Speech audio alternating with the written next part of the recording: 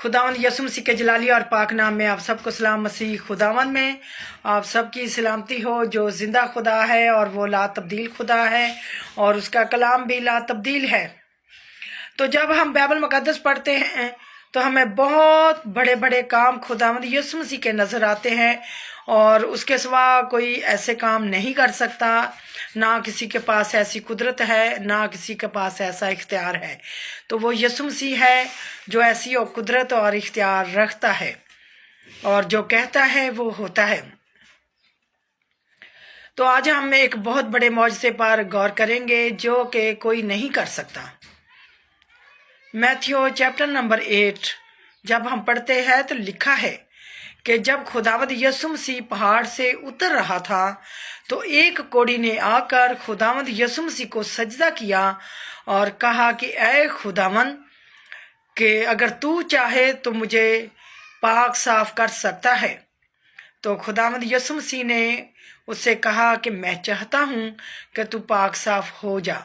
तो वो कोढ़ी उसी वक्त पाक साफ हो गया क्योंकि खुदावंद यसु मसीह ने उस पर अपना जलाली हाथ रखा।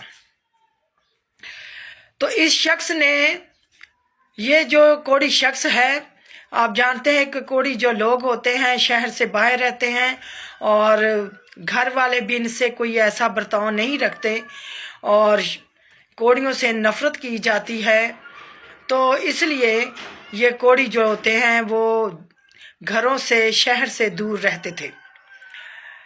तो खुदावंद यसु मसीह के ये पास आया है और इसने आकर खुदावंद यसु मसीह को सजदा किया है और यसु मसीह के खुदावंद होने का इकरार किया है क्योंकि ये कोढ़ी जानता था कि मसीह खुदावंद के सिवा मुझे कोई शफा नहीं दे सकता।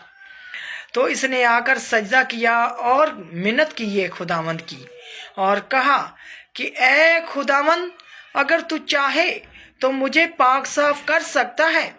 तो खुदावंद यसु मसीह ने जब उसको देखा तो उस पर अपना हाथ बढ़ाया, रहम का, मोहब्बत का हाथ बढ़ाया और कहा कि मैं चाहता हूँ कि तू पाक साफ हो जा। तो ये काम खुदावंद यसु मसीह, खुदा का बेटा ही ऐसे कर सकता है। ना कोई नबी ऐसा काम कर सकते हैं, ना कोढ़ियों को शफा दे सकते हैं और ना ही उनके पास कोई ऐसी कुदरत है।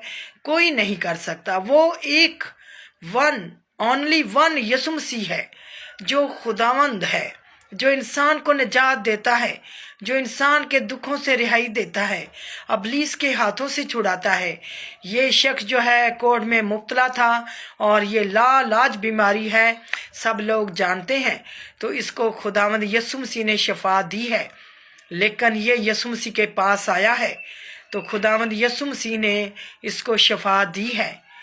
तो मैं उन नौजवानों से भी कहना चाहती हूँ और लोगों से भी कि जो कोई खुदावंद यसु मसीह के पास आता है, चाहे उसकी कैसी भी बीमारी हो, चाहे वो किसी भी तकलीफ में हो, किसी भी प्रॉब्लम में हो, तो यसु मसीह उसको रिहाई देता है। और खुदावंद चाहता है कि लोग मेरे पास आएं, मुझे जाने और पहचाने और मेरे खुदावंद होने का इकरार करें।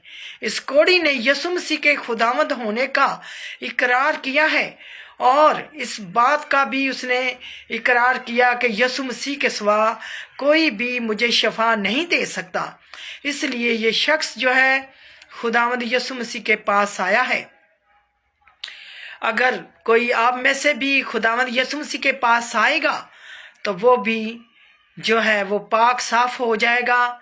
ये जो दुनियावी गुनाह हैं जो इस दुनिया में हम लोग रहते हैं, तो खुदावंद यसु मसीह हमारे गुनाहों को माफ़ करेगा और खुदावंद यसु मसीह अपने पाक खून से हमें पाक साफ करेगा और अपने नूर में चलाएगा।